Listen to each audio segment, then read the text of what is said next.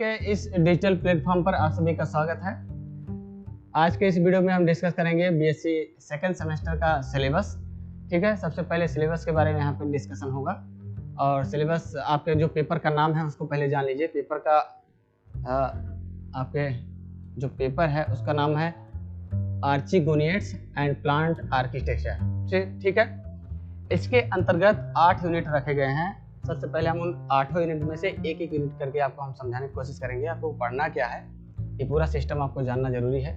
और ये जो सिलेबस है लगभग 6 महीने का सिलेबस होता है। 6 महीने के अंदर मतलब कंप्लीट करना होता है। ठीक, तो सबसे पहले यूनिट पे हम लोग आ जाते हैं। यूनिट नंबर फर्स्ट है, यहाँ पर दिया गया है introduction to archegoniates and bryophytes. Simple सी बात है कि पहले यूनिट में आपको ब्रायोफाइट्स के बारे में पढ़ना है, यानी ब्रायोफाइटा। ब्रायोफाइटा क्या होते हैं और उसके अंतर्गत क्या डिटेल्स आपको क्या क्या पढ़ना होगा वो पूरा डिस्कशन करना है। चलिए पहले हम आपको बता दें क्या है यूनिक फीचर्स ऑफ आर्चिगोनियड्स। आर्चिगोनियड्स का यूनिक फीचर, सबसे पहले उसका फीचर्स पढ़ना होगा। ठीक है, ये दिया गया है इसमें, इसके अंतर्गत। फिर उसके बाद ब्रायोफाइट्स का कैरेक्टरिस्टिक फीचर्स हो जाएगा। देन उसके बाद जनरल कैरेक्टर्स हो जाएगा, यानी इसी ब्रायोफाइट्स का जनरल कैरेक्टर लक्षण उसका वो पढ़ना होगा। फिर उसके बाद क्लासिफिकेशन इसमें बहुत ज़्यादा इंपॉर्टेंट नहीं है। मोस्टली यहाँ पर पुरस्कार का आता है क्लासिफिकेशन, फैमिली तक का पढ़ना है। ठीक है, आर्डर वगैरह तक नहीं पढ़ना है, फैमिली तक पढ़ना है पूरा डिटेल्स में। 1957 ईस्वी में इन्होंने क्लासिफिकेशन दिया था, तो अकॉर्डिंग टू पुरस्कार इन्हीं के अकॉर्डिंग पढ़ना होगा।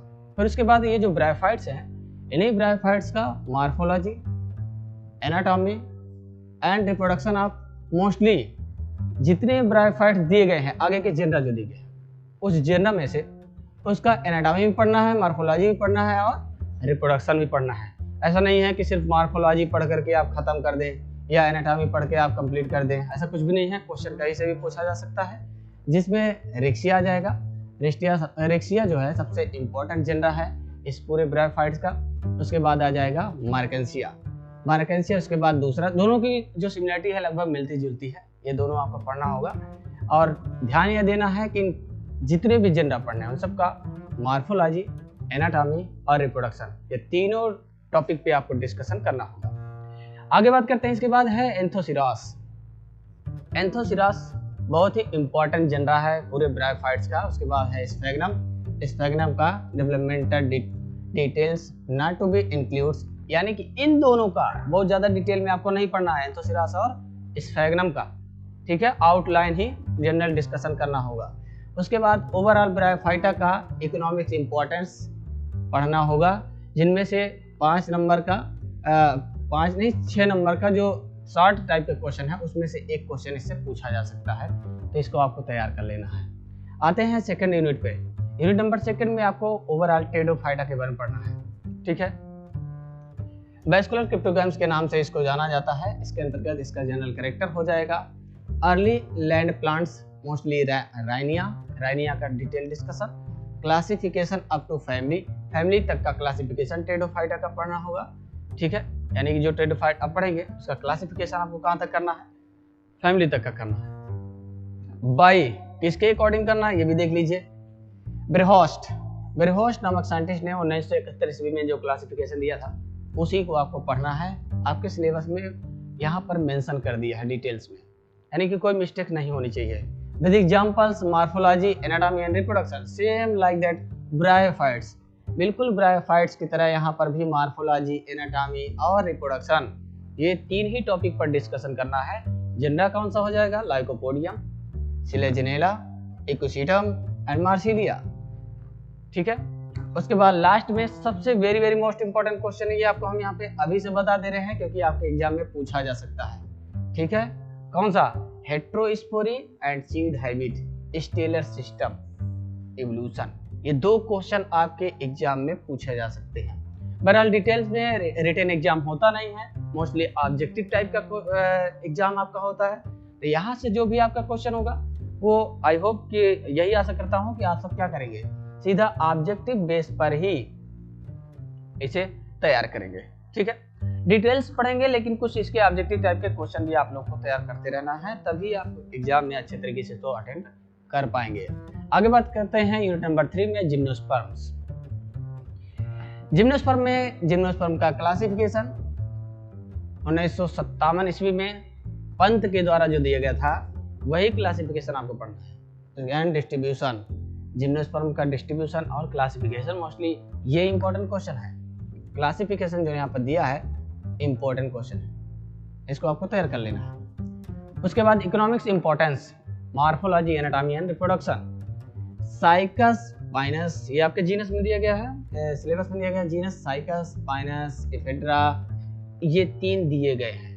ठीक है, इन तीनों का मॉर्फोलॉजी, एनाटॉमी एंड रिप्रोडक्शन, ये 2 आप तीनों के तैयार करने होंगे। ठीक है, बहुत ज़्यादा डिटेल में आपको नहीं जाना है, दिया गया मेंशन किया है developmental details not to be include, बहुत ज़्यादा डिटेल्स में इसमें डेवलपमेंटल कैसे होता है, प्रोडक्शन कैसे होता है, ये सब आपको डिस्कशन नहीं करना है।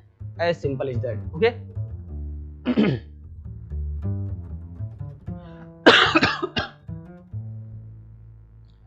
चलिए आगे बढ़ते हैं। नेक्स्ट यूनिट हो जाएगी 4th यूनिट है पैलियोबॉटनी। पैलियोबॉटनी में brief amount of process fossilisation, यहाँ पर ब्रीफली डिटेल्स में फॉसिलाइजेशन पर डिस्कशन करना होगा। टाइप्स ऑफ फॉसिल्स, कितने प्रकार के फॉसिल्स होते हैं, and study techniques, geological time scales, इसकी टेक्निक कैसे स्टडी करते हैं, इसकी टेक्निक तैयार करना है, पढ़ना है। और geological time scale very very most important questions for your examination के बेसिस पर जियोलॉजिकल टाइम स्केल बहुत इंपॉर्टेंट है। कंट्रीब्यूशन ऑफ बीरबल साहनी, भाई बीरबल साहनी का जो ये कंट्रीब्यूशन है ना पैलियोबॉटनी में, ये क्वेश्चन आपके एग्जाम बेसिस पर पहले ही आउट समझ लीजिए, क्योंकि ये आएगा ही आएगा। ठीक है, क्योंकि बहुत बार इसके पहले भी बहुत बार पूछा जा चुका है, इससे क्वेश्चन बहुत पुटअप करता है। 5 यूनिट में चलते हैं। Angiosperm, morphology, stem, root, leaves and flower and inflorescence, इसका क्या हो जाएगा, मॉर्फोलॉजी आपको अध्ययन करना है, जिसमें morphology and modification of roots, root का मॉडिफिकेशन, स्टेम का मॉडिफिकेशन, लीफ का मॉडिफिकेशन, ये इंपॉर्टेंट है। ठीक है, टाइप्स ऑफ इन्फ्लोरेसेंस, इन्फ्लोरेसेंस क्या होता है और कितने प्रकार का होता है, इससे बहुत ज़्यादा ऑब्जेक्टिव टाइप के क्वेश्चन पूछे जाते हैं। जैसे कि आप जिस तरीके से आपका सिलेबस है उसी अकॉर्डिंग आपको तैयारी भी करना है। ऑब्जेक्टिव टाइप के flower, flowers part, fruit and types of placentation. ठीक है ना। Plant anatomy, plant anatomy, plant anatomy से देख लीजिए क्या हो जाएगा, meristem, meristematic and permanent tissue, ये दोनों टिश्यू जिनमें से सबसे मोस्ट इंपॉर्टेंट है meristematic tissue. Apical meristem and theories on apical organisation, apical cell theory और हिस्टोजन थ्योरी इंपॉर्टेंट है। हिस्टोजन थ्योरी ये उनका कार्पस थ्योरी इंपॉर्टेंट है। सेकेंडरी ग्रोथ, उसके बाद द्वितीयक वृद्धि होती है। द्वितीयक वृद्धि क्या, रूट एंड स्टेम, रूट और स्टेम जो है इसकी सेकेंडरी ग्रोथ तैयार करना है। कैमियम, कैमियम का फॉर्मेशन, इसका structure. Annular ring, annulus, secondary growth.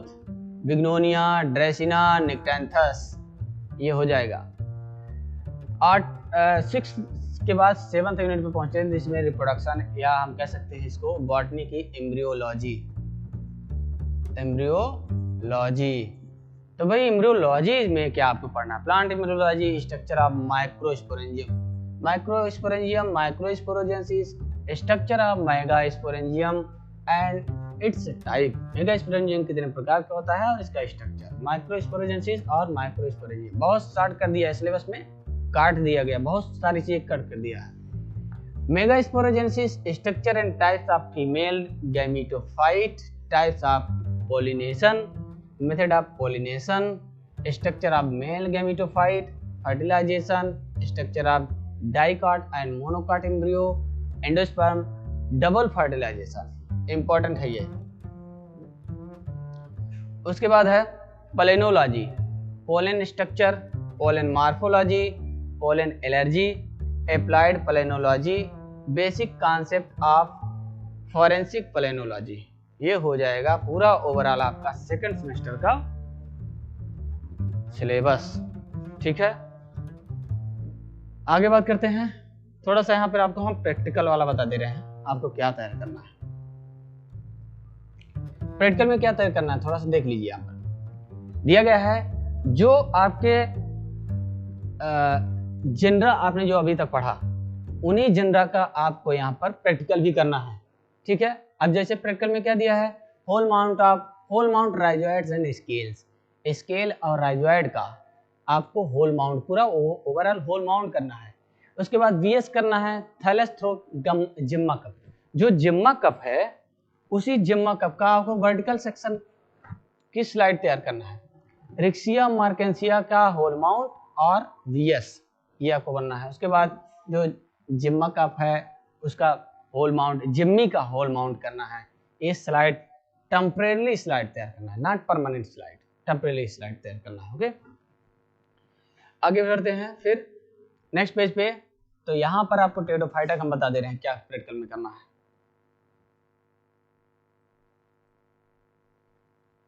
Pteridophyta में और जिम्नोस्पर्म में, टेरिडोफाइटा में आपको सिलेजिनेला, एकोसिटम, मार्सिलिया और एजोला ये प्रैक्टिकल में दिया गया है। सिलेजिनेला का हाइब्रिड राइजोफोर और टीएस ऑफ स्टेम ये ज़्यादातर प्रैक्टिकल में दिया जाता है। टीएस ऑफ एक्सिस विद स्टोबिलाइस ये भी कभी कभी दे दिया जाता है। एकोसिटम का आपको दे दिया टीएस, स्टेम का टीएस और वीएस ऑफ स्टोबिलस। मार्सिलिया का आपको राइजोम और TS and VS LS of sporocarp, ये इंपॉर्टेंट है। एजोला का हाइब्रिड स्ट्रक्चर जनरली दिया जाता है, ठीक है। तो बस इस वीडियो में इतना ही, आज के लिए ही इतना ही। आगे का जो होगा मैं आपको बाद में बताऊंगा, ठीक है। धन्यवाद।